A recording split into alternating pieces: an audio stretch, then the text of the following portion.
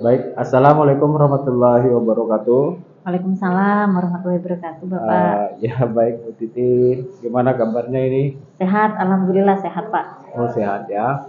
Oke Bu Titi, kita ke sini dalam rangka pendampingan individu 5 ya. Iya, Pak. Jadi tadi sudah kita menjumpai kepala sekolah, leader di sini, manajer di sekolah kita, kemudian kita menyampaikan maksud dan tujuan serta tema dalam pendampingan individu, kemudian juga melaporkan aktivitas dan kinerja Bu Titi di LMS, di Rukol, kemudian di elaborasi pemahaman dan kegiatan tugas lainnya.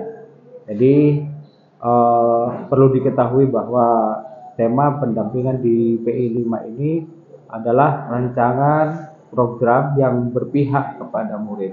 Jadi fokusnya nanti ada 4 aktivitas yang kita akan jelang ya. Yang pertama, kita akan merefleksikan kegiatan aksi nyata Bu Titin di modul 3.1. Kemudian yang kedua, kita akan mendiskusikan rancangan program Bu Titin yang berdampak kepada siswa atau murid.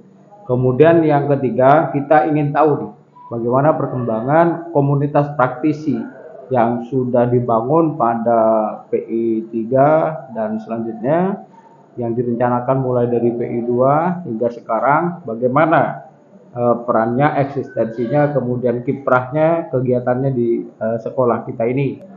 Barulah nanti di sesi berikutnya keempat, Bu Titin, Bu Nurul akan melakukan coaching supervisi akademik ya bersama rekan sejawat.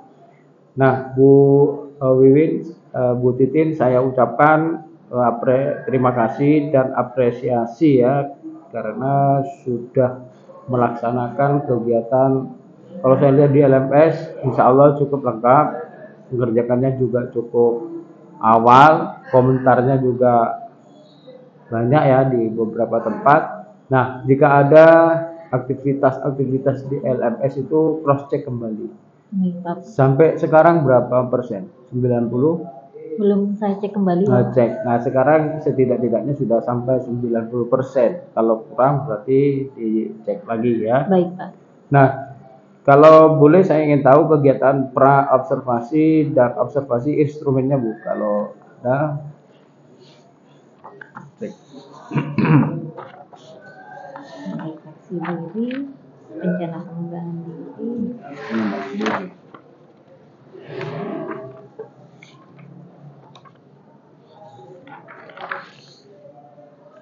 Ini nanti jangan lupa soft copy-nya dikirim ke saya. Oh, baik. Kemudian ininya dibawa di PI 6 ya.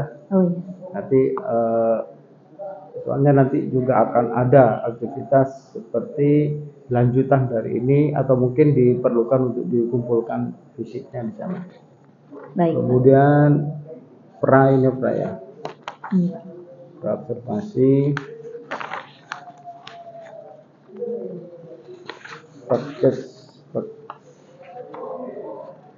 Bahasa Inggris ya. Iya, bahasa Inggris. Jawabnya ini observasi.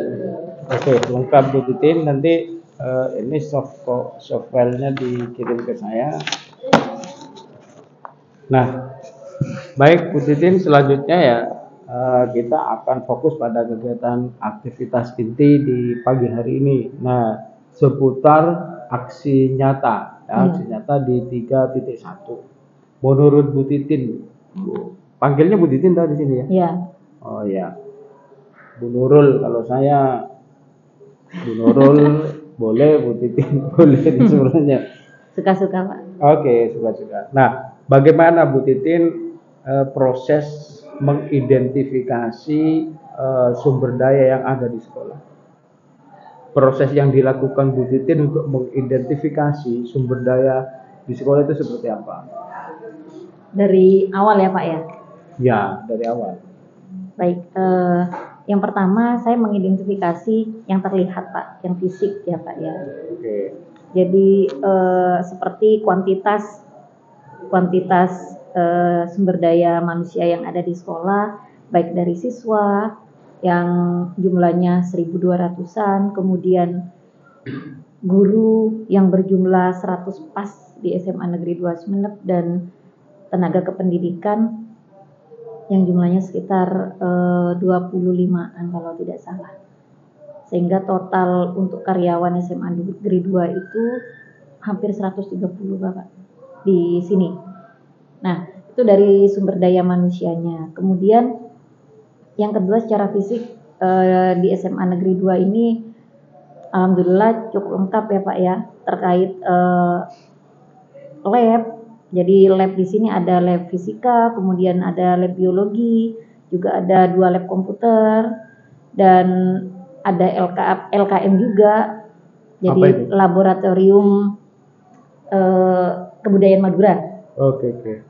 Jadi tempatnya pas di tengah itu, sehingga ada aktivitas berkala agar anak-anak belajar, baik belajar seninya maupun bahasanya seperti itu. Karena di sini juga ada 3 jurusan Bapak. Jadi ada MIPA, IPS, dan juga bahasa. Satu-satunya sekolah umum dengan tiga jurusan. Lengkap ya? Lengkap Pak. Oke. Dari segi fisik ya Pak ya, dari apa? Nah itu yang pertama. Kemudian identifikasi yang lain itu dari modal aset, dari modal sosial ya Pak ya.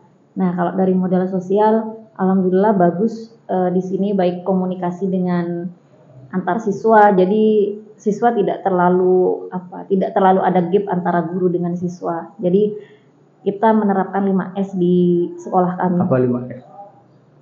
Senyum, sapa, salam, santun. Iya gitu ya. Iya Bapak. Jadi itu sering di branding ketika pada saat upacara oleh pembina, sehingga agar terbiasa anak-anak. Bahkan pada saat pelaksanaan P5 itu juga dikuatkan oleh tim, sehingga anak-anak ketika baik bertemu dengan guru atau meminimalisir juga bullying yang terjadi di sekolah, nah itu didapatkan Bapak. Oke. Nah, dalam mengidentifikasi itu, tadi kan menyebutkan ya. Oh iya. Tadi menyebutkan bla bla bla. Oh iya, oke Pak. Jadi di identifikasi itu tentu satu ada instrumen, kemudian ada istilahnya Bu Titin itu merencanakan. Jadi sumber-sumber daya itu sebenarnya sudah dilakukan. Cuma tadi setelah disebutkan mungkin tidak semuanya disebutkan, masih banyak sumber daya yang lain. Betul. Sosial tadi, lingkungan dan lain sebagainya. Nah mungkin barangkali Bu Titin ada kendala dalam cara mengidentifikasi atau proses mengidentifikasi. Apa kendalanya dan bagaimana Bu Titin itu mengatasi kendala itu? Identifikasi yang tidak mudah bagi saya itu ketika terkait dengan modal politik itu ya Pak ya. Okay. Modal politik. Nah itu sebenarnya keterkaitan dengan kebijakan pemimpin yang tidak mudah untuk tersentuh, terlebih saya termasuk guru junior di sini seperti itu Bapak. Jadi saya perlu melakukan pendekatan baik ke wakasek saya, kemudian nanti mungkin akan ditransfer ke kepala sekolah saya sebagai seorang pemimpin yang memiliki kebijakan penuh di sana Bapak. Nah itu Bapak yang istilahnya tidak mudah.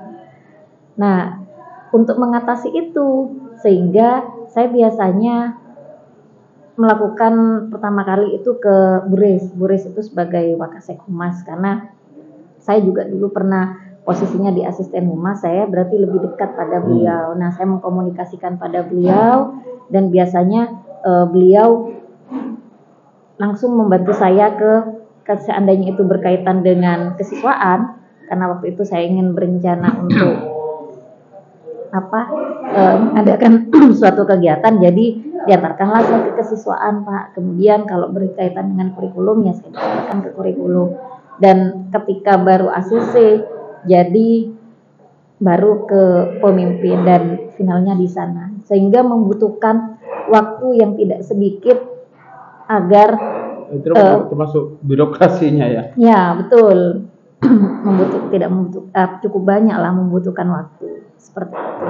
Jadi solusinya berarti bisa berkolaborasi dengan Wakasek Humas. Ya. Salah satunya itu ya. Ya. Baik. Oke, Bu Titin. Kemudian Bu Titin tentu saja dalam mengidentifikasi seperti yang disampaikan tadi ada tantangan, sudah ada solusi. Bahkan kalau disebutkan semua ya memang banyak sekali kalau sedetail-detailnya. Ya. Nah, setelah Bu Titin berhasil mengidentifikasi itu, gimana perasaan Bu Titin itu? Puas atau bangga atau seperti apa sebenarnya? Ini dari emosi ya, emosi jiwa. Awalnya itu sih ya khawatir Pak, khawatir tidak diterima maksudnya. Khawatir dikira sok dalam tanda kutip begitu Pak. Nah, namun karena saya bersyukur Wakasek Humas beliau juga pernah terlibat berperan aktif dalam pendidikan guru penggerak, beliau sebagai pengejar praktik. Jadi beliau paham harapan saya gitu Pak. Jadi satu frekuensi gitu ya Pak ya. Ya. Nah, sehingga yaitu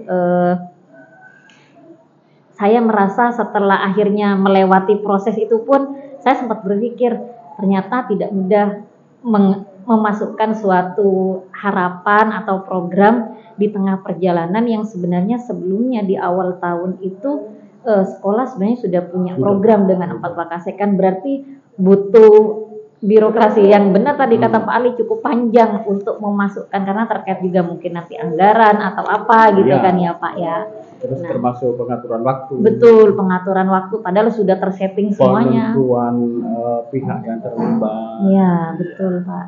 Itu betul kita rasakan. Jadi setiap lembaga dan institusi itu tentu di awal tahun ajaran sudah matang dengan program-programnya Pak. Oke, betul. Nah, kemudian apa pertimbangan Bu Titin itu dalam menentukan sumber daya? Artinya gini, Bu Titin ngajar di sejarah, sumber daya yang cocok ini. Nah, pertimbangannya apa? Memilih identifikasi sumber daya untuk kepentingan pembelajaran.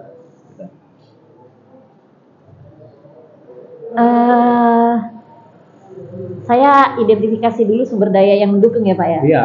Jadi seperti guru-guru sejarah di SMA Negeri 2 ini cukup banyak Pak, ada 6 orang.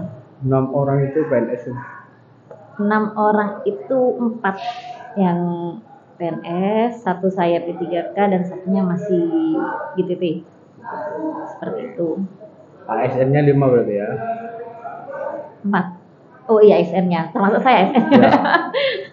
Ya, itu yang pertama Bapak. Kemudian itu dari 6 itu jam mengajarnya proporsional. Artinya 24 itu iya, termasuk sama. Saya. Bahkan ada yang lebih ya? Iya Pak, ada yang lebih. Tapi mungkin pas kurmer tahun ajaran baru ini mungkin akan berkurang, akan mengambil proyek gitu Pak. Satu. Baik. Terus lanjutkan. Ya, jadi itu yang pertama, ada MGMP. Terus yang kedua itu Bapak, saya bersyukur di sekolah ini dekat dengan beberapa situs sejarah Bapak. Nah, jadi seperti Masjid Jami, kemudian Keraton dan Museum, dan Asta Tinggi. Karena anak-anak ketika kemudian diajak keluar itu ternyata emang apresiasinya luar biasa. Ya, artinya dekat situs sejarah di sekitar sini. Iya, di tak situ. Pernah ke Sepudi tapi kan. Artinya situs sejarah yang betul. Padahal itu bagus. Artinya di lingkungan dekat SMA ini ada situs sejarah. Betul. Walaupun di jauhnya ya juga ada. Bukan di sini saja, bukan betul. Di sini. Yang berada di sekitar SMA 2 gitu ya, Pak ya. Jadi itu pertimbangan kedua. Kemudian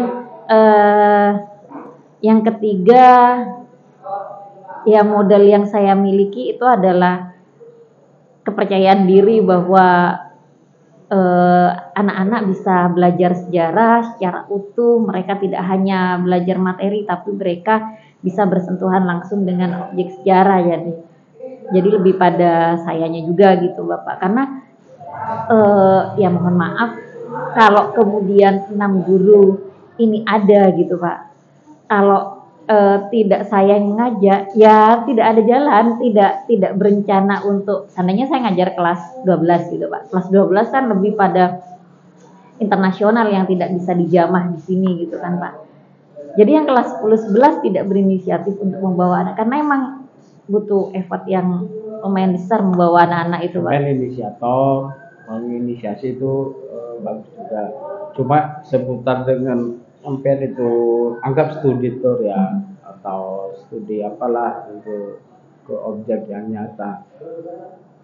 Yang mereka lakukan saat berkunjung itu apa aja, kemudian instrumen yang disiapkan itu apa, kemudian evaluasinya, ya dari gurunya tentu ya, kan inisiasi guru. Iya betul. Anak-anak diajak keluar. Betul.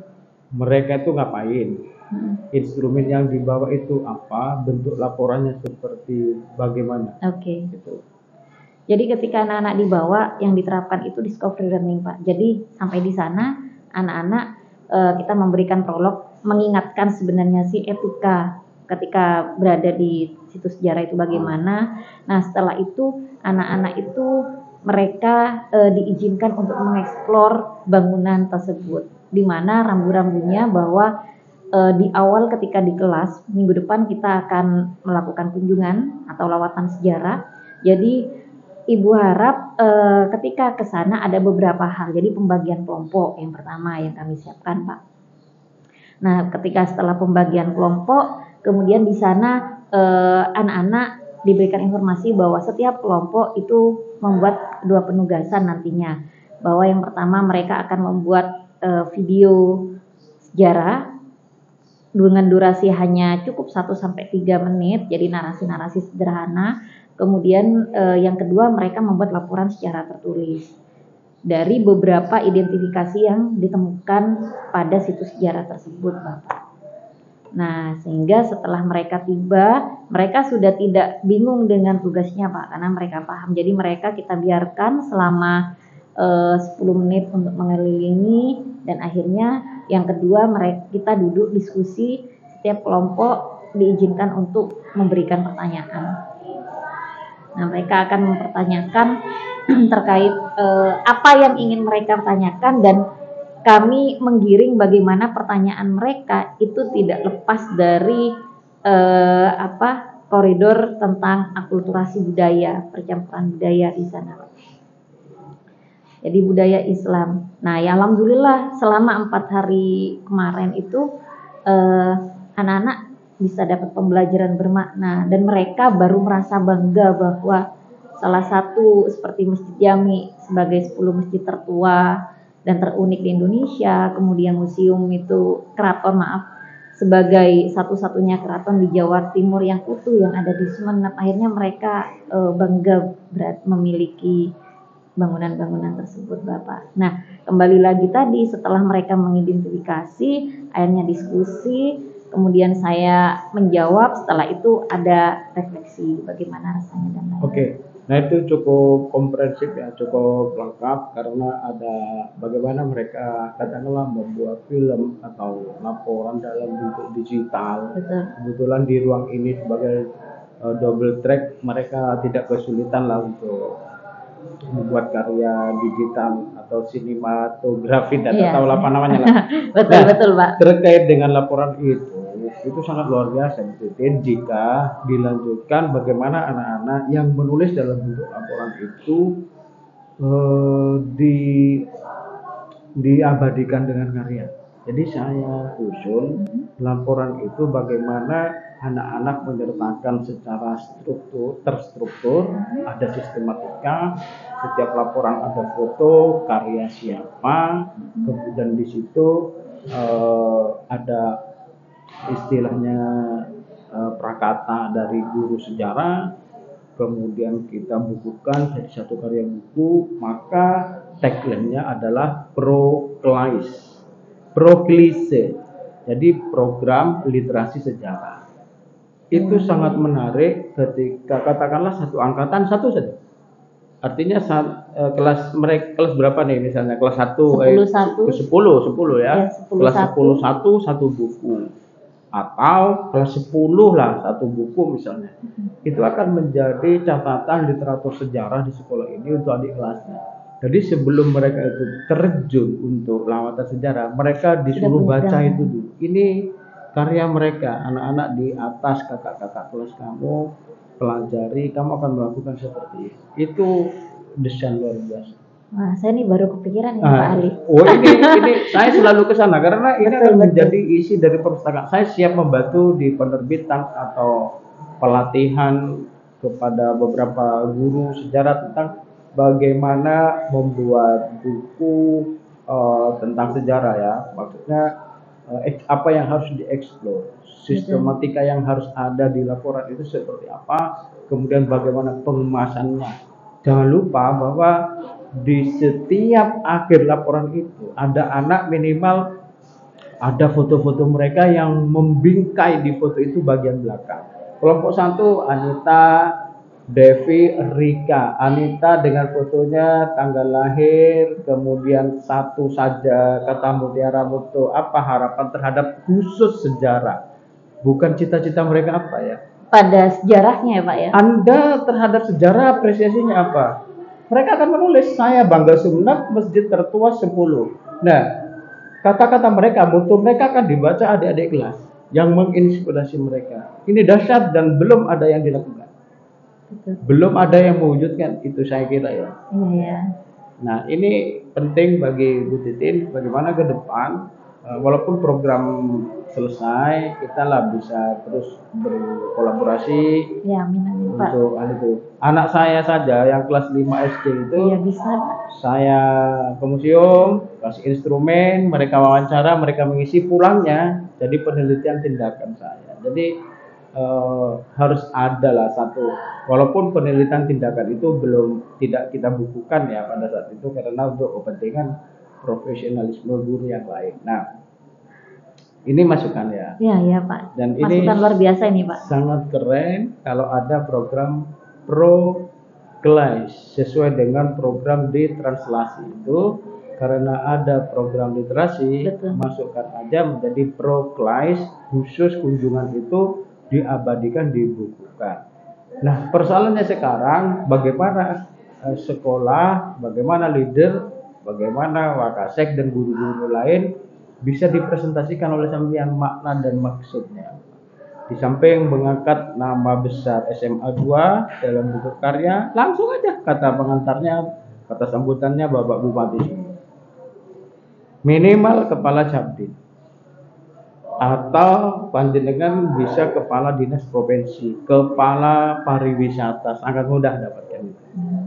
Anak-anak saya sekarang setelah TGP ya Pak ya, selesai Pak ya. Iya pastilah, jangan keburu-keburu nafsu lah, santai saja. Jadi tagline-nya adalah ProKlais ya, proyek literasi sejarah. Kan belum terpikir sebelumnya. Iya betul Pak. Nah ini dimatangkan, ayo kumpulkan Bu Titin, guru sejarah yang lain berenam, bertujuh, bersepuluh, siapa yang mau atau yang punya program ditranslasi. Kita ngopi bareng lah cerita itu, walaupun tidak harus saya ke sini, tidak enak disangka ada apa-apa. Di luar saja enggak masalah. Saya senang berkolaborasi karena saya juga menangani membantu di beberapa sekolah untuk penerbitan. Itu Eman Bu Titin ya. Iya. Jangan hanya sekedar duduk tugas jadi makalah numpuk di pojok, orangnya lulus, makalahnya kakan rapat habis. Iya, dibuang pasti. Dibuang. Karena ini sudah selesai. Alah, jadi buku sejarah ya, walaupun itu bukan materi, tetapi saya yakin itu adalah salah satu sumber materi, salah satu sumber belajar. Jadi begitu 10.1 masuk, mau kunjungan minggu depan, buku itu disajikan atau mereka ditugasi ke perpustakaan cari buku ini baca. Itulah alur.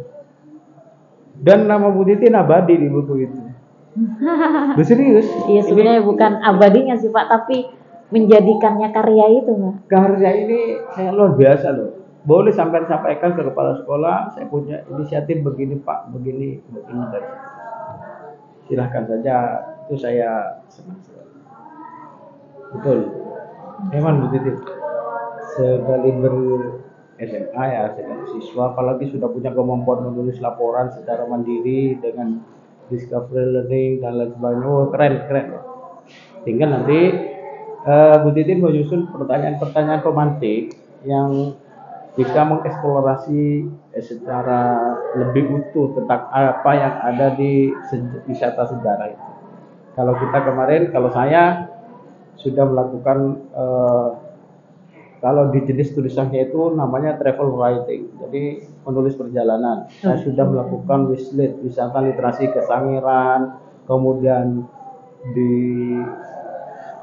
Kota Angin, Nganjuk itu juga ada, kemudian di Ngawi ada, sudah saya mampiri, Prambanan, Borobudur sudah saya mampiri juga, walaupun saya bukan jurusan sejarah tapi senang. Sudah berjalan-jalan ya, sudah ke Bali dan ya, ke Bali, ke situ sejarahnya juga. Ya, dipelajari di sana, ini bagian ini. Ya, pasti guide-nya menjelaskan ya, Pak ya. Itu kan penting Bu Titin, saya kira itu di catatan tagline-nya itu Proclines. Jadi kelas itu juga identik dengan bahasa di double track ini ya, multimedia ya. Jadi kita pro pada clients gitu ya. Oke, Bu Titin, mudah-mudahan bisa diwujudkan nanti lah. Dimasukkan saja. Terima kasih ya. Saya malah terima kasih Pak. Oke. Nah, apa yang ada di luar sekolah yang bisa dijadikan sumber daya ya? Saya contohkan tadi museum, bisa jadi salah satu sumber daya. Betul. Selain itu apa? Selain itu wali murid Bapak. Wali murid. Iya. Apa perannya dia? Wali murid sebenarnya kan dengan jumlah yang luar biasa banyak, 1.200. Sampai detik ini sekolah belum pernah menjadikan wali murid sebagai guru tamu. Oke, saya sudah balik tiap bulan saya. Kenapa? Saya tiap bulan. Saya setiap waktu karena ya wali murid saya kasih jadwal. Ya ini berarti itu menginspirasi saya bahwa ini harus segera terrealisasi, karena eman banget kan Pak. Anak-anak hanya belajar sedemikian, berarti kan ada, kalau 1.200 seandainya 30%-nya sama, berarti kan ada paling banyaknya 50% profesi yang berbeda yang mereka bisa bagikan gitu Mas. Betul. Berarti kan bahkan bukan hanya profesi ya, tapi perjuangan hidup mereka akan menginspirasi. Betul. Betul sekali Pak. Kalau untuk itu mungkin hanya sekedar menulis, kan biasanya tugas bahasa nih, saya pernah anak-anak itu Bu, saya dari kelas 10 sekian mau minta biografinya ibu, tapi lagi-lagi kok bisa gurunya ya, berarti mereka tidak bangga dengan profesi orang tuanya. Nah, kalau saya di kelas orang tua. Seperti itu Bapak. Yang sebenarnya walaupun petani, ketika mereka paham bagaimana kerja seorang petani, itu luar biasa. Apapun profesinya pasti menginspirasi. Itu. Jadi bagaimana menjadi petani yang berhasil, yang baik, yang sabar. Betul. Ya itu Pak, tapi tantangan dengan program-program itu, kolaborasi, ternyata semakin banyak guru juga itu semakin banyak kepala, dan pro kontra itu juga pasti akan ada. semakin, karena pikiran-pikiran setiap orang kan tidak sama. Betul. Semakin banyak guru, semakin banyak orang, itu semakin kompleks persoalan, semakin rumit birokrasinya, semakin ribet. Itu sudah hukum alam ya. Jadi jika plus ditambah plus itu semakin besar. Maka harus bagaimana kita memiliki sesuatu yang berbeda dari mereka dan bisa meyakinkan. Maka Bu Titin itu tidak bicara omong kosong. Pertama berbicara dengan presentasi. Program itu dibuat di Canva atau di PPT, kemudian alasan yang mendasar, data, kebutuhan, sumber daya, efektivitas, manfaat, kemudian keuntungan, serta yang terakhir itu dampak bagi sekolah.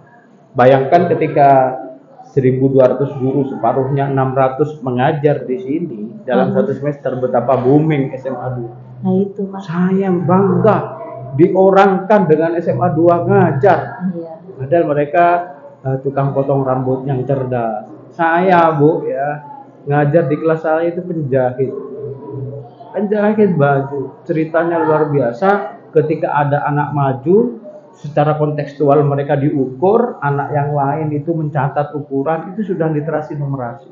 Betul, betul sekali Bu. Di saya terjadi sudah. Nah, apalagi di SMA ya, jadi itu sangat penting. Seharusnya sangat bisa kan ya? Bukan sangat bisa banget. Ini Ya. berarti kan butuh saya untuk masuk ke modal politik, memaksimalkan di bagaimana modal. Ya makanya jangan tangan kosong, jangan hanya cerita. Itu indikator yang harus kita dituliskan. Nah, persoalan setelah dituliskan tapi seperti apa itu pertimbangan kepala sekolah, jangan dihilangkan dokumen itu. Tahun depan ajukan lagi dan lain sebagainya. Atau paling maksimal atau mentoknya ketika itu secara lembaga kelembagaan tidak bisa diakomodir, izin begitu. Pak, saya wali kelas 10-1. Saya mau izin dalam satu semester menghadirkan 6 kali wali murid untuk di kelas saya, mohon izin. Kepentingannya ini. Jadi tidak bersifatnya klasikal. Khusus di kelas yang menjadi wali kelas sampean. Dan itu pun ketika sampean jamnya sampean. Iya. Izin, jika diizinkan maka bolehlah. Sepertinya cara kedua itu lebih efektif, enak. lebih cepat, tidak berbelit-belit. Dan nanti mungkin bisa menginspirasi yang lain. Di situ apa tugas Bu Titin? Tugas Bu Titin mencatat atau merekam apa yang dilakukan wali murid. Ketika mereka berbicara 10 menit, ditulis itu sudah 10 halaman. Kalau ada 6 wali murid berarti itu ada 70 sampai 100 halaman jadi buku. Serius, buku itu akan menjadi bagaimana wali murid masuk kelas, ya. Akhirnya bukan hanya yang ada wali kelas, tapi wali murid masuk kelas. Jadi program unggulan bisa dibukukan, difoto, di video, di capture, maka dalam buku itu ada sejarah. Wali murid itu pasti senang dapat bukunya. Masya Allah, ini saya ngajar didokumentasikan, bilang, oh luar biasa,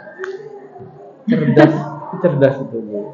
Jadi kalau saya orientasinya selalu bagaimana orang itu butuh tanda kutip di orang. Jangankan siswa, jangankan orang dewasa, anak kecil loh saya orang. Nah, saya izin dulu sholat duha. Nah, saya izin ke belakang, Pak Ali ingin pipis. Selalu saya ucapkan. Hari ini Bapak ke SMA 2 ingin berbagi dan berdiskusi. Kita berikan briefing, ada guru yang ditugaskan yang mengganti. Nah, itu sangat penting Titin ya. Siap, Pak. Baik. Terima kasih selalu menguatkan saya, Pak ya. Iya, nanti kalau kurang kuat dicor lah. Baik. Nah, kemudian terkait dengan pengambilan keputusan. Jadi, keputusan itu tidak hanya kepala sekolah, wakasek, bahkan setiap orang itu punya keputusan. Termasuk wali kelas, termasuk guru, betul? Iya. Pasti memiliki keputusan. Nah, berdasarkan hasil pemetaan aset yang dilakukan. Jadi, bagaimana proses itu mempengaruhi keputusan Bu Titin? Bu Titin punya keputusan atau mengidentifikasi aset, ya. Ada wisata, ada masjid, ada keraton, bla bla. Itu kan aset di luar ya. Betul. Tapi menjadi kebutuhan kita. Bu Titin harus memutuskan itu. Apa pertimbangannya? Semua aset itu menjadi bahan keputusan Bu Titin. Untuk apa sih Bu Titin memutuskan itu? Untuk melakukan lawatan gitu lah. Intinya seperti itu. Iya Bapak. Kalau kenapa saya memutuskan? Karena lawatan sejarah ini itu terakhir itu tahun 2018 Bapak. Berarti 19, 20, 21. Masa pandemi lah ya. Iya, pandemi. Kemudian sudah tidak pandemi, tapi masa PW. Istilahnya ternyata mungkin sudah merasa nyaman dengan pandemi gitu ya Pak ya. Istilahnya kita ngajar online atau kita ngajar yang penting sehat, bukan kualitas mengajar. Nah, tapi semenjak ikut PGP ini saya seperti dibangunkan kembali Pak. Nah itu akhirnya membuat saya keputusan ini saya harus bangunkan. Karena saya sempat bilang sama teman-teman itu Bapak, ayo kalau mau kalau koordinatornya bukan Bu Titin tidak mau jalan gitu Bapak. Jadi karena ya saya yang dari ngurus ini tiket, ini suratnya nanti modelnya ke sini saja ya lebih banyak saya gitu Pak. Nah akhirnya itu yang membuat saya juga biarlah nunggu teman-teman gerak, tapi ikut PGP ini membangunkan saya lagi. Kalau yang sadar saja tidak mau bergerak, bagaimana yang tidak sadar? Itu akhirnya Baik. saya membuat keputusan bahwa saya harus bangun lagi nih, harus bergerak lagi gitu Bapak. Ya seperti ini akhirnya untuk pertama kalinya dari 4 tahun sudah berlalu lawatan ini dilakukan kembali Bapak. Ya tujuannya saya diingatkan bahwa berpihak pada murid karena ini tidak selesai, apalagi ada modal luar, ada aset luar yang berada di sekitar sekolah tapi tidak dimanfaatkan hanya gara-gara alasannya bahwa saya sibuk. Nah ini pasti tidak benar gitu Bapak. Betul. Ya itu sih Pak. Jadi sudah keputusannya semenjak diingatkan oleh PGP secara tidak langsung. Baik. Jadi apa yang perlu dikembangkan atau dievaluasi terhadap keputusan yang sudah diambil? Mungkin gini, saya harus keluar. Oh, yang perlu dikembangkan sebenarnya tidak situs itu saja ya, misalnya. Iya. Tidak situs sejarah itu aja, tidak religius aja, tidak bentuk pemerintah aja, mungkin ada situs sejarah lain yang perlu dieksplor misalnya ya. Betul Pak. Yang kedua, apa yang perlu dievaluasi? Itu yang diperlukan tadi. Kalau dievaluasi, oh ternyata kalau ke keraton hari Senin jamnya padat, gak bagus, kita ubah aja ke hari Sabtu, bagaimana misalnya? Iya. Jadi apa yang perlu dikembangkan atau perlu dievaluasi? Baik Bapak. Yang perlu dievaluasi itu seperti kemarin sebenarnya jam siang itu masih ada Pak, kloter kedua itu setelah duhur. Kloter kedua anak yang berbeda, iya, guru yang sama. Gurunya kita bolak-balik 12 kali sampai pihak sana itu bosan sama kami Pak. Betul. Ya, nah karena kemarin ada pemberangkatan haji itu Pak. Nah akhirnya pas di awal saja itu di daerah masjid itu sudah banyak yang jual-jual gitu kan. Akhirnya kita mengambil keputusan ini gimana Bu Titin, saya mau gimana ini pelajarnya siapa. Jadi saya minta izin, akhirnya memutuskan bahwa ini harus cepatnya berganti. Teman-teman ada yang ya sudah untuk yang kelas ini mereka kunjungan aja sendiri, saya kunjungan mandiri tanpa kita. Tapi tidak adil Pak, bukan masalah uangnya, sebenarnya mereka kan uang untuk kesana itu cukup sumbangan 3.000 aja Pak, mereka bendaranya yang langsung ngurus gitu Pak. Nah tetapi mereka merasakan tidak didampingi oleh guru itu beda, dan itu pun hanya 2 kelas dari 12 kelas, kasihan gitu Pak. Akhirnya saya mengambil keputusan bahwa saya akan menghubungi guru-guru mapel untuk hari Jumat sekarang. Walaupun saya sendiri tidak bisa ikut karena ada pendampingan, saya menginformasikan seperti itu. Jadi saya menghubungi guru mapel untuk minta waktunya seandainya sudah selesai pelajarannya, karena ini adalah akhir pembelajaran. Saya mau minta agar anak-anak yang kemarin itu digeser jadwalnya ke sekarang. Dan alhamdulillah Bapak ternyata guru-guru tersebut bisa diajak berkolaborasi, dan ternyata oh ya sudah tidak apa-apa Bu Titin dipakai karena materi saya sudah selesai dan tes pun juga sudah selesai. Rencananya hanya ingin pengayaan begitu, tapi kalau Bu Titin butuh dan saya memberikan alasannya, alhamdulillah sesuai rencana Bapak dengan keputusan dadakan seperti itu katanya. Itu. Nah, kemudian apa yang dikembangkan? Karena melihat anak-anak yang luar biasa, akhirnya kami kemarin sempat evaluasi sebentar sebelum hari Jumat ini. Rencananya Senin sih Pak mau evaluasi bersama, tapi kemarin kita sempat bincang-bincang. Sepertinya nanti nih Bapak Ibu semester 1 guru yang mengajar kelas 11 kan kita tidak tahu siapa ini. Nah, harapannya kita akan mengajarkan materinya kolonialisme. Kita akan mengajak ke Kaliangat, ke Benteng Kalimo'o. Ya biar mereka paham, karena Benteng Kalimo'o, Marengan, dan juga di sana di Kaliangat itu dengan kompleks kota tuanya. Nah teman-teman, oh ya bisa-bisa akhirnya itu yang rencananya dikembangkan Pak. Jadi tidak hanya pas iseng. Tidak pernah menelusuri rel kereta api ya? Kalau saya dengan komunitas pernah, tapi anak-anak belum. Dari ujung ke ujung? Betul. Istilahnya kita jejak. Ya, sejarah. Sama teman-teman dulu pernah Bapak.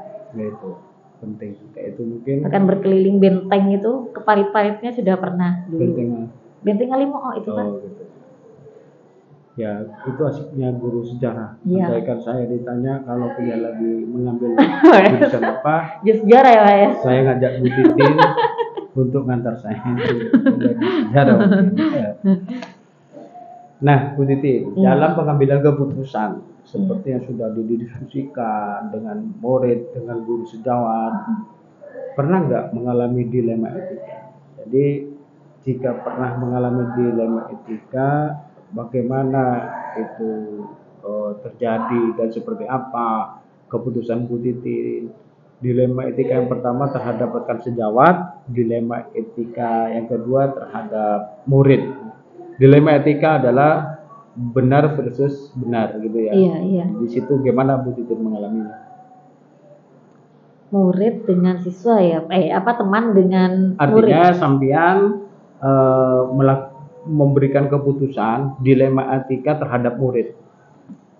Artinya murid ini dengan murid ini saya memihak yang mana atau memutuskan apa, pokoknya objeknya murid ya gitu. Baik Bapak. Ya seperti ini, kelas 11, saya kan ngajar kelas 10 dan kelas 11 Bapak. Untuk kelas 11 itu di sejarah peminatan. Nah, sedangkan kelas 10 ini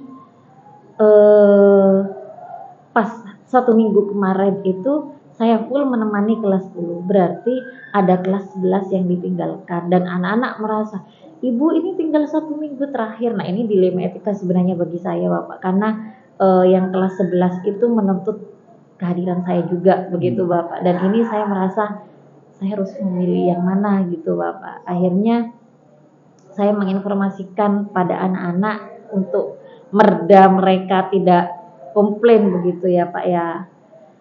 Nanti kalau kalian berkenan, kalian mau Ibu kasih penugasan atau materi sejarah untuk finishing, sebenarnya sudah selesai, hanya tinggal pembahasan gitu Bapak.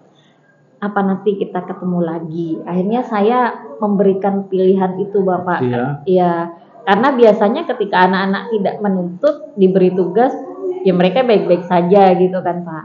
Nah tapi karena ada tuntutan, ini saya juga khawatir gitu Pak. Belum selesai loh Ibu bahas ini, katanya janjinya minggu sekarang. Nah penagihan itu yang membuat saya dilema gitu. Sedangkan di lawatan ini saya diminta kehadiran penuh, terlebih untuk di museum yang cukup mengetahui segala sesuatu sejarah yang ada di keraton dan museum, itu biasanya saya yang jadi pematerinya Bapak.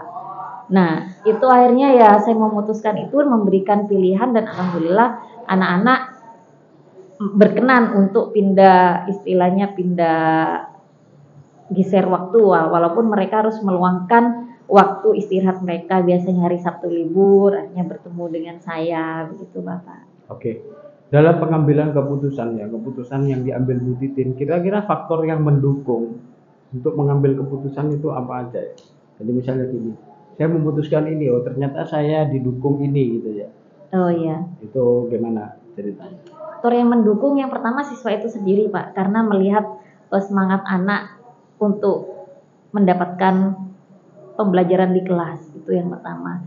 Kemudian yang kedua, kurikulum juga mendukung. Yang terpenting istilahnya di sana tidak ada pungli gitu ya Pak ya. Jadi kami diizinkan, semua guru itu diizinkan untuk memberikan tambahan pembelajaran. Yang penting tidak ada yang namanya uang di sana, seperti itu. Nah dukungan dari kurikulum otomatis juga di-ACC oleh kepala sekolah, itu yang membuat saya berani memutuskan dalam waktu cepat bahwa oh ya sudah, kalian mau yang mana nih, mau dikasih tugas atau kita punya waktu yang berbeda, itu Bapak. Ini sangat menarik ya. Jadi ketika Bu Titin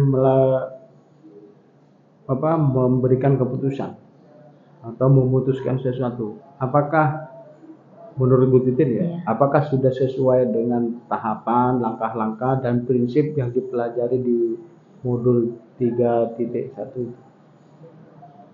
Ketika mengambil keputusan, apakah tidak sepenuhnya sih? Tidak sepenuhnya ya, artinya kan ada tahapan, ada prinsip, itu tidak sesaklek itu kan. Artinya kadang-kadang malah keputusan diambil dengan pertemuan tidak resmi atau gimana, kan tidak harus saklek, tahapan-tahapannya harus. Tapi ini saya sekalian mau tanya nih sama Pak Ali ya Pak.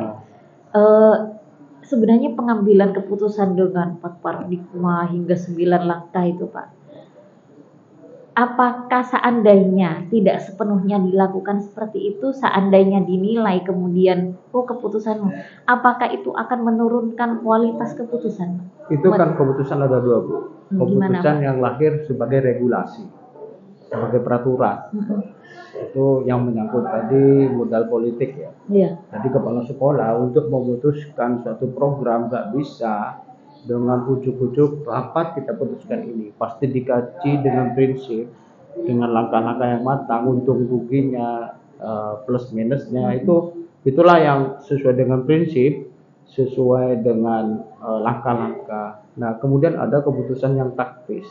Keputusan itu diambil ketika situasi insidental, seperti ibu ke Masjid Jami, kemudian tiba-tiba ada rombongan haji mengubah haluan, anak-anak harus datang lebih pagi, meminta izin ke guru kelas, guru yang lainnya jamnya. Nah itu kan insidental.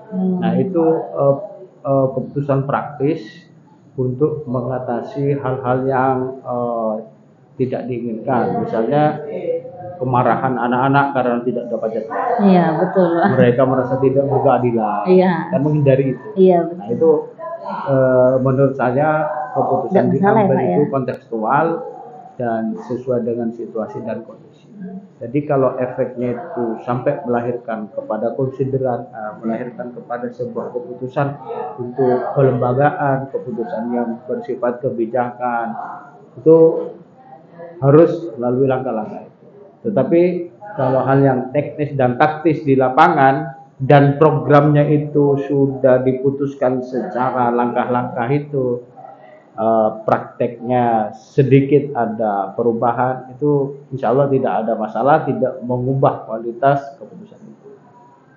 Yang penting dalam memutuskan sesuatu, kemudian keputusan itu berdampak kepada banyak orang berupa program, berupa kajian, berupa acara, berupa apa saja yang temanya besar, itu harus dengan pertimbangan langkah-langkah dan prinsip. Nah, yang diambil Bu Titin dalam keputusan insidental itu kan sudah berada di dalam keputusan yang besar. Betul. Hanya keputusan teknis taktis di lapangan. Jadi boleh ya Pak ya. Saya kira saya ini keputusan apa ya yang bisa saya ambil sampai saya harus dengan langkah-langkah. Seperti ini. Bu Titin ngajar di kelas berdasarkan keputusan kepala sekolah dalam surat keputusan pembagian tugas mengajar. Betul. Itu sudah dipertimbangkan melalui langkah itu.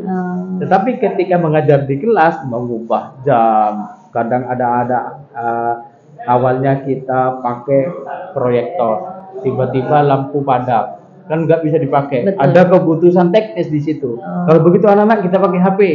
Itu nggak mengubah keputusan yang besar. Jadi keputusan itu bersifat teknis dan taktis itu tetap tidak mengubah kualitas. Saya kira gitu ya. Iya. Nah, Bu Titin terkait dengan bagaimana Bu Titin mengambil keputusan secara internal ini ya, evaluasi diri.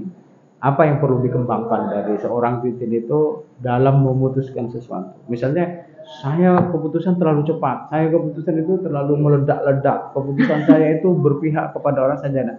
Yang perlu dikembangkan dan dievaluasi apa? Yang perlu dikembangkan itu benar Bapak, bahwa keputusan yang perlu saya ambil, saya memang cepat mengambil keputusan ya Pak ya. Cuman terkadang saya lupa pada beberapa hal yang seharusnya saya lewati. Nah seperti, ya ini saya baru ingat, seperti saya menggeser, meminta jam, sebenarnya kan sudah bagus, tetapi saya melapor pada kurikulum, belum. Bahkan kan kurikulum menginstruksikan pada piket untuk melihat setiap jam. Nah kalau guru mapel tersebut kemudian tidak ada, kan dikiranya padahal diambil saya, guru mapel itu akan ditegur kan Pak? Karena, nah berarti sebentar lagi saya harus izin. Nah ini terkadang saya lupa karena cepet, tapi melupakan beberapa hal terkadang. Kalau lupa nangis enggak? Kalau ditegur pas saya. Nah ini membahas seperti ini saya segera harus ke. Sekarang apa setelah ini? Nanti setelah ini. Oke, Iya, iya, gitu Pak. ya. Iya, Nah, Pak. baik, sekarang rancangan program kepada murid yang berdampak. Program apa yang sudah dirancang, bentuknya apa, kemudian yang berikutnya dukungan apa saja yang diperoleh untuk satu program itu. Iya, Bapak.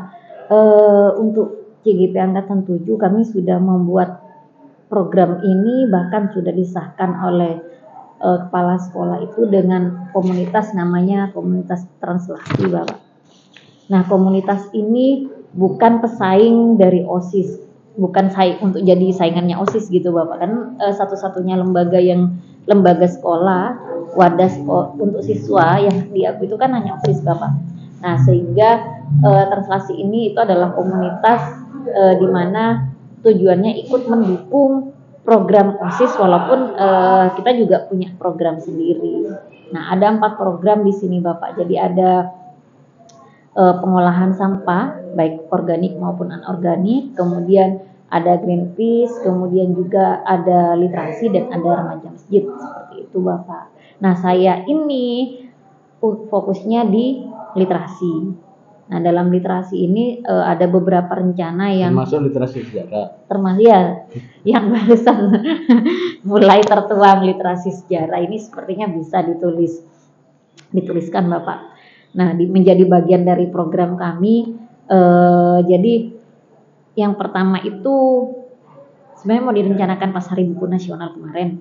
Nah, tapi karena pas tanggal 17 Mei itu bertepatan dengan perpisahan kelas 12, sehingga Bapak meminta nanti sekalian setelah PAT Ibu dilaksanakan, seperti itu untuk beberapa program. Jadi rencananya itu kita mau anak-anak itu membuat pojok buku untuk di kelasnya masing-masing. Pojok baca di mana setiap anak itu diharapkan membawa satu buku, sedekah buku untuk. Nah, jadi programnya itu sedekah 1000 buku untuk sekolah kita gitu, Pak. Nah, itu pertama. Kemudian setelah itu mereka juga akan bahkan dilombakan nih. Nah, para anak-anak yang sudah aktif di dalam itu yang akan memprovokasi teman-temannya untuk semangat membaca. Kita mau menghidupkan lagi 15 menit di awal KBM itu, Bapak. Oke, jangan lupa untuk khusus yang program literasi sampai rancang, silakan baca peraturan Bupati tahun kemarin 2022, insya Allah dicek ya, tentang indikator atau pelaksanaan gerakan literasi sekolah. Jadi sebuah kelas literasi itu ada indikatornya. Betul. Jangan hanya ujuk-ujuk ada pojok baca, kemudian ada papan kreativitas, ada pohon literasi, kemudian di situ ada jurnal kegiatan literasi, jurnal guru, jurnal siswa literasi, kemudian di situ juga literasi pengembangan ya, untuk di SMA itu sudah literasi pembelajaran, bukan lagi literasi pemulaan, bukan pembiasaan, tetapi sudah literasinya pembelajaran di kelas SMA. Ya. Nah, indikator-indikator itu sudah termaktub di perbuk kita, sudah ada perbuknya. Bupati apa? Bupati. Peraturan Bupati yang diusulkan dari teman-teman atau teman-teman guru yang ya memberikan sumbangsi di situ juga lah, tentang bagaimana menyusun itu. Kemudian di buku bedah literasi kelas karya Ali Arsojo itu juga sudah dijelaskan gamblang ya tentang bagaimana membangun kelas literasi. Bedah, Pak? Bedah literasi kelas. Insya Allah di situ sudah lengkap bagaimana sih seharusnya membangun kelas literasi itu. Walaupun di situ untuk pendidikan dasar, tetapi indikator-indikator itu bisa dikembangkan. Contoh, di kelas literasi itu harus ada jurnal literasi. Memang apa yang ditulis siswa itu tidak sekedar mereka menulis terarah seperti itu. Kemudian pojok literasi itu di dalam tidak boleh ada buku mata pelajaran. Betul. Jadi tidak ada buku teks, tetapi buku non teks atau buku selain teks lah ya, buku selain mapel ya, Pak ya. Nah itu ya Bu Titin, jadi bagus sekali endingnya hasil literasi itu Ya seperti tadi, wujud literasi itu terutama literasi menulis harus ada karya. Iya. Doakan ya Pak ya. Jadi programnya Proklis sehingga nanti ada program Sasi Saka. Ya. Apa Sasi Saka? Satu siswa satu karya. Oh, jadi satu siswa satu karya, baik berkolaborasi dalam bentuk laporan silakan. Oke, jadi di Proklis itu nanti Proklis program literasi sejarah itu subjudulnya atau subprogramnya itu Sasi Saka. Jadi satu siswa itu harus melahirkan satu karya, baik dalam bentuk kolaborasi bersama siswa lain silakan. Yang penting bisa terbit jadi buku lah. Kalau seperti itu. Kalau lonceng Pak Bupati diundang, Kepala Cabin diundang, silakan. Saya nggak usah diundang, nggak mau. Baik. Berapa kalau boleh tahu berapa ini bayar Pak Ali sebagai pendamping? Kalau saya gratis Bu, silakan. Saya kolaborasi saya senang. Saya tidak pernah dibayar urusan-urusan itu ya. Oke. Kalaupun jadi narasumber kita latih beberapa, misal setiap ketua kelas atau pengurus kelas, perwakilan ya Pak ya. Itu nanti bisa mereka melakukan diseminasi sendiri, silakan, tidak ada masalah. Baik, selanjutnya tentang komunitas praktisi. Ibu melaksanakan rancangan program tadi, apa tantangannya? Program-program yang dirancang apa tantangannya? Kemudian apa yang dilakukan untuk menghadapi itu? Kan katanya tidak mulus-mulus juga. Betul. Nah, itu tantangannya apa? Apa solusinya? Tantangannya khususnya di anak-anak sih Pak. Menggerakkan anak-anak itu ternyata sulit ya? Ya tidak mudah. Karena budaya membaca saja.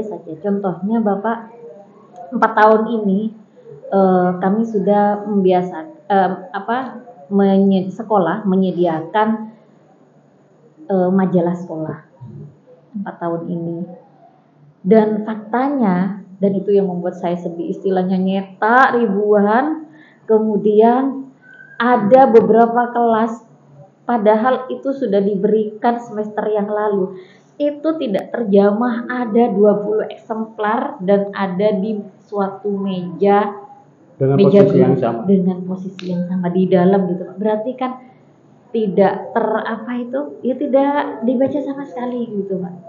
Bahkan pernah kita bagikan di perpisahan, tapi setelah itu saya tidak melakukan lagi karena kalau dibilang sakit hati, padahal tidak boleh melekat ya Pak ya. Nah tapi karena saya shock itu dikasih untuk kelas 3 kan Pak, dikasih untuk kelas 3. Nah yang kelas 10 diberikan pas ajaran baru seperti itu. Yang kelas 3 dikasih duluan karena sudah mau berpisah. Kalau dibuat kipas Pak, Masya Allah dibuat kipas. Kemudian kan di bangku itu kalau di Adipode itu di belakangnya ada penutupnya gitu Pak ya. Itu mayoritas ditaruh di sana. Berarti setelah dibuat kipas-kipas ditaruh di sana, tidak dibawa. Akhirnya saya meminta anak OSIS, meminta anak KIR, ambil semuanya. Kita berikan sama yang butuh. Akhirnya begitu. Akhirnya diambil Bapak. Itu karena tipis. Makanya dibuat kipas. Kalau buku kan tidak bisa dibuat kipas. Betul. Nah, pertanyaannya sekarang, anak-anak tidak bisa rajin membaca, tidak bisa menghasilkannya. Iya. Persoalannya gurunya seberapa banyak membaca, sudah berapa buku yang dibaca guru, sudah berapa buku yang ditulis oleh guru. Nah, itu juga. Dalam teori literasi, ini penting Bu. Gimana Pak? Dalam teori literasi, guru itu nggak bisa menyuruh anak membaca dan menulis jika dia tidak bisa menunjukkan apa yang dibaca dan yang ditulis. Anak-anak itu sifatnya imitasi, meniru apa yang dikatakan orang yang mengatakan. Saya katakan kepada anak-anak saya kelas 5, anak-anak sekarang menulis. Pak Ali juga sedang menulis. Ini buku Pak Ali, mana buku kamu? Wali murid saya undang semuanya, saya menulis ini buku. Ini karya anak-anak sebelumnya. Program kita hari ini 1 tahun ke depan, anak-anak ibu akan menjadi penulis di kelas. Apakah mereka tidak tertantang? Ini yang saya baca. Jadi di meja saya itu ada buku selain buku mata pelajaran atau buku suplemen ada. Kalau guru sehebat apapun ngomong, ngecap, baca, tulis, tanpa menunjukkan eksistensi mereka membaca dan menulis nonsense. Betul. Anak itu, nah ini nyuruh baca awake dhewe rujakan. Betul. Nggak bisa. Iya. Jadi contoh literasi itu dimulai dari guru. Makanya dalam pembelajaran literasi itu ada literasi guru, ada literasi murid. Itu tantangan. Bagaimana menggerakkan itu? Nah, makanya di literasi sejarah. Dimulai. Saya tidak mau ngomong secara universal guru-guru. Di literasi sejarah, Bu Titin tunjukkan karya apa saja yang bisa ditulis dalam bentuk buku, dalam bentuk majalah, tulisan terus terang kalau saya, ini tulisan saya di web, tulisan saya di majalah, ini di Jawa Pos, ini di sini sudah kita tunjukkan. Ini yang namanya jurnal. Ini tulisan travel writing, ini puisi, ini sudah kita tunjukkan. Jadi kita mau ngomong itu sudah ada contoh. Iya. Tapi begini Pak, saya nih mau cerita ya Pak ya. Ya. Tentang saya sendiri. Saya suka menulis dan itu terakhir saya menulis tahun 2018. Sampai sekarang nggak nulis lagi? Enggak. Dari 2019? Betul. Bawa bolpen tiap hari nggak nulis? Oh. Bukan nulis ini. Nulis apa? Ya nulis dengan baik, istilahnya yang menulis apa yang saya rasakan. Ya, gitu. Bahkan diary saya itu sudah tidak terjamah. Nah, saya sendiri, tapi saya paham indikator itu gitu Pak. Saya paham, lagi-lagi itu terkait dilema etika ya Pak ya. Ya enggak dilema etika, bujukan moral itu. Lah kalau enggak nulis salah sebenarnya. Harus nulis. Bukan pilihannya nulis tidak nulis bukan, saja. ini terkait karena tugas saya sebagai wanita gitu Bapak. Oh, wanita. Jadi punya tugas lain. Ya di rumah gitu kan Bapak. Bahkan Asmana dia novelis wanita iya. itu yang beliau emang fokus pada tulisan beliau. Itu kata sampean. Iya. Sebenarnya tidak begitu. Banyak direktur perempuan, anggota parlemen perempuan yang menghasilkan buku. Iya, ya berarti saya yang mungkin. Iya, jangan nyalakan wanitanya. Iya, bukan menyalahkan wanitanya. Saya merasa peran saya itu akan banyak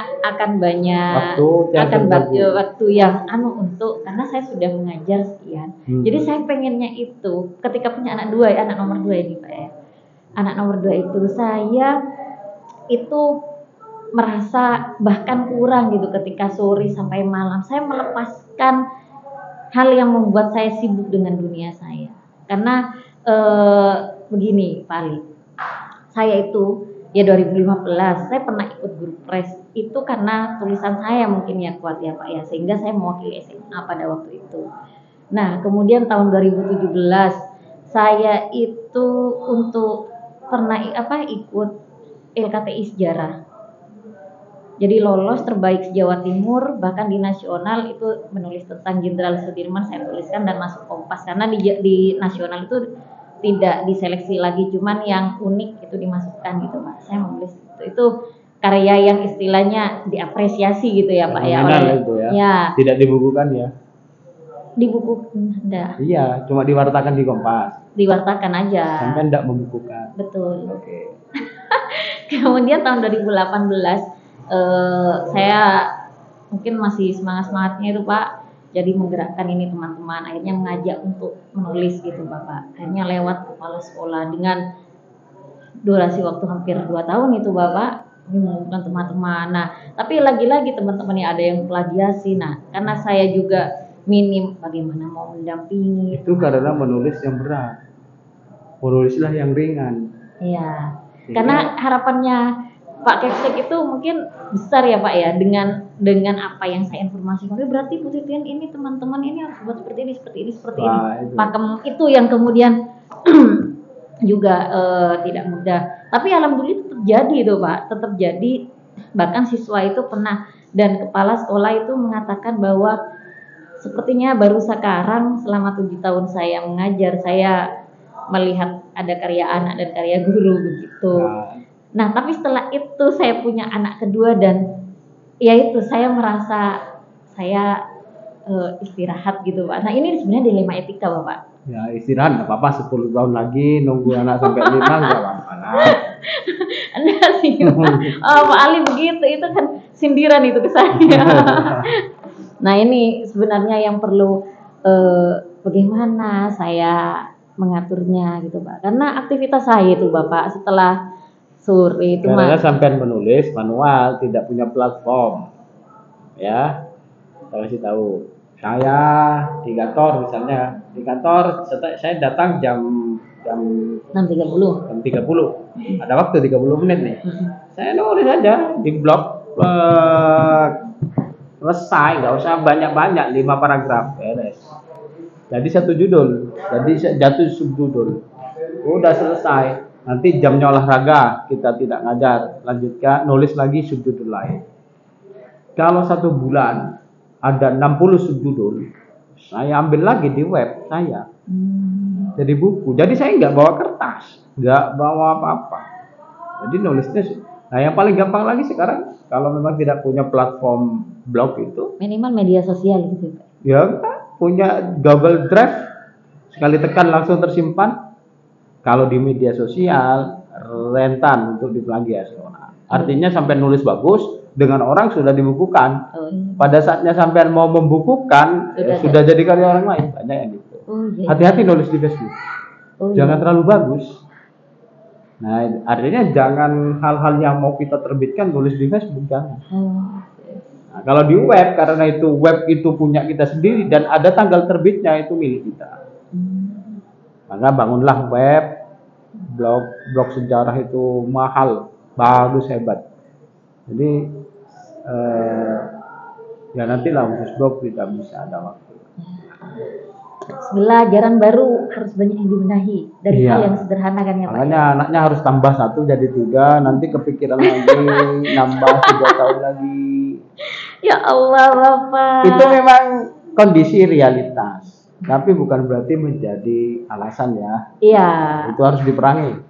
Ya, dilema etika itu harus diperangi. Win-win solution. Keluarga jalan, sedikit-sedikit kompetensi literasi jalan. Iya. Intinya gitu. Saya merasa makanya sepertinya pas Pak Ali itu dengan tugas CGP yang luar biasa ini juga pas Pak Ali deadline-nya tanggal 22 Mei. Saya kapan ini mau nulis? Kalau saya sudah dalam Mei ini kita terbitkan ada 4 buku kayak. Bukan hanya saya saja. Yang saya mungkin hanya 2, 3 lah di Mei ini saja. Kita nggak ada siswa mana. Iya, saya pernah lihat di story-nya teman guru apa gitu. Pak Ali, Pupi nanya, lihat wajahnya Pak Ali. Ya, saya di SDIT, SMPIT. SDIT. Sekarang SMPIT bukunya sudah datang. Gurunya sudah selesai. Berapa buku itu Pak satu kali chat? Kemarin nyetak 50, pesennya 50 aja. Ini bentar lagi yang hasil karya anak-anak lomba itu, kata pengantarnya dari Pak Bupati sudah tampung, tinggal yang BPRS itu ya Pak? Jadi kita kalau ditanya kapan apa dapatnya, nggak ada, finansial nggak ada saya. Jadi seneng aja. SMP itu terus dan lain sebagainya. Masa sampai enggak terus? Nanti sampai setelah PGP selesai ini saya harus blokir kontaknya Pak Ali ini biar enggak gitu. Saya khawatirnya dihubungi Pak Ali mau, iya Bu Titin jangan lupa amplopnya sekian nanti gitu. Soalnya bukan PP saya lagi. Tidak, saya tidak. Saya tidak mata duit. Ya Allah. Lanjut ya ke komunitas praktisi ini terakhir Titin sebelum melakukan pasca sampean ya. Oh iya. Jadi komunitas praktisi sudah dirintis. Sudah kan ya? Kemudian perubahan apa yang Bu Titin rasakan dari komunitas praktisi itu? Perubahannya ada Pak, tapi tidak signifikan. Yang pertama, anak-anak merasa keberadaan komunitas ini, saya awali dengan tulisan. Jadi komunitas praktisi ini Bapak awalnya ada yang dipilih, sebagian kecil dipilih oleh walinya, dipilih oleh wali murid. Tapi kita juga menyiapkan Google Form di mana disebarkan ke semua kelas. Pada waktu itu ke 24 kelas karena yang kelas 3 sudah mau lulus jadi tidak kami. Itu tentang apa? Yang ini translasi untuk komunitas praktisi namanya translasi ya. Oke. Nah komunitas ini jadi kalau Pak Etin beda lagi ya? Sama, translasi juga. Saya dengar kemarin kopi apa? Kopi apa? Kopi like itu enggak jadi. Saya tidak tahu. Tidak tahu ya. Gila jadi. Nah, kemudian Bapak itu saya kasih tulisan sederhana di Google Form itu yang sehingga mereka mampu menggerakkan gitu Bapak. Nah, dan alhamdulillah anak-anak banyak yang tergerak ketika saya memberikan tulisan Soekarno beri saya 10 orang pemuda maka akan aku cabut dunia, dan akhirnya sekian, sehingga alhamdulillah dari 93 siswa yang ingin tergabung di sini Bapak, 60 itu karena tergerak. Jadi bukan karena ada gurunya yang meminta seperti itu. Nah, ini yang membuat kita semangat, jadi perubahan kemudian, dan ternyata ini saya melihat perubahan bahwa tadi seperti yang Pak Ali sampaikan, mereka merasa diorangkan dengan adanya komunitas seperti ini Bapak. Karena kepala sekolah juga membuka gitu Bapak. Mungkin mereka dulu pengen di OSIS tapi mungkin kan ada beberapa syarat yang tidak tetapi mereka punya jiwa berbagi yang besar. Akhirnya ada komunitas ini, itu mereka merasa Senang ya? senang Pak. Oke, betul. Jadi Anggap cukup mewadahi apa betul. kepentingan kebutuhan mereka. Betul Bapak. Kemudian gini Bu Titin, misalnya ini Ya, PGP sudah selesai bulan depan misalnya ya, ya. apakah komunitas praktisi ini ada rencana apakah bubar? Insya Allah lanjut Bapak. Kita Oke. sudah komitmen berempat secepat-cepatnya itu sampai akhir tahun 2023 secepat-cepatnya. Oke. Berarti Bu Titin untuk komunitas praktisi ini dukungan apa aja yang diperlukan untuk terus eksis jalan lah? Yang pasti kolaborasi Bapak. Yang pasti kolaborasi dengan rekan sejawat yang terkait, seperti saya ingin melibatkan guru-guru yang sebenarnya punya untuk literasi ya Pak ya, guru-guru yang berpotensi untuk menulis, karena saya melihat walaupun beliau itu GTP tapi kemampuan menulisnya itu menurut saya bagus, karena saya lihat baik di Instagramnya atau di Facebooknya ya runtut, kemudian ternyata ketika diajak komunikasi itu enak. Jadi nah mungkin ya karena gitu itu ya Pak ya, jadi dianggap sebelah mata. Nah tapi saya ingin mewadahi guru-guru ini yang saya ajak untuk menggerakkan siswa, sepertinya akan senang. Padahal label GTT, ASN dan PNS itu tidak mencerminkan kualitas ya. Betul sekali Pak. Tapi bisa saja yang GTT kualitas. Iya. Tapi ternyata mindset itu mengakar gitu ya. Ya, karena itu sebenarnya kan bukan persoalan kualitas, mereka mengundang dari strata. Strata ya Pak. Strata namanya, jadi strata Bukan, sosial, iya. bukan kualitas. Kalau ditanyakan ketemu ada orang itu pasti yang ditanyakan pas ngumpul-ngumpul, ini mbaknya apa PNS, GTT, apa P3K, apa gitu. Jadi saya pertanyaannya itu untuk mengawali mungkin basa-basi, tapi itu tidak baik. Kenapa kok ditanyakan? Jadi apa? Oh guru selesai kan gitu sebenarnya Bapak. Kalau saya tanya, Pak, kalian ngajar apa? Iya betul ya. Iya. Kalau saya begitu. Itu akhirnya makanya ya. saya tidak tahu bahwa Bu Titin P3K, saya tidak tahu. Tahunya ya baru. Karena saya tidak pernah menanyakan status sampai. Baik Bu Titin, saya kira ini sudah selesai. Baik, Pak. Di kegiatan inti kita nanti Bu Titin akan melakukan dialog pasca observasi dengan rekan sejawat. Apa yang perlu disiapkan? Yang pertama Bu Titin harus menyampaikan tujuan aktivitas pasca itu apa. Jadi yang jelas tujuan aktivitas percakapan hasil analisis dan observasi itu apa? Ya, menganalisis hasil observasi Bu Titin pembelajaran di kelasnya dia ya, di kelas rekan sejawat. Kemudian melakukan percakapan umpan balik ya kepada CGP. Formatnya sudah ada di 2.3 modul di situ ada. Kemudian melakukan percakapan area pengembangan. Nah, kemudian rencana aksi pengembangan diri dari teman sejawat. Itu aja. Kemudian nanti di akhir acara kita akan bertemu 10 menit lagi untuk kegiatan refleksi akhir gitu ya. Saya kira demikian Bu Titin, sudah cukup panjang kita bicara. Mudah-mudahan senantiasa diberi kemampuan untuk melaksanakan amanah-amanah ini. Kita akhiri dulu sebentar ya. Baik, Bapak. Assalamualaikum warahmatullahi wabarakatuh.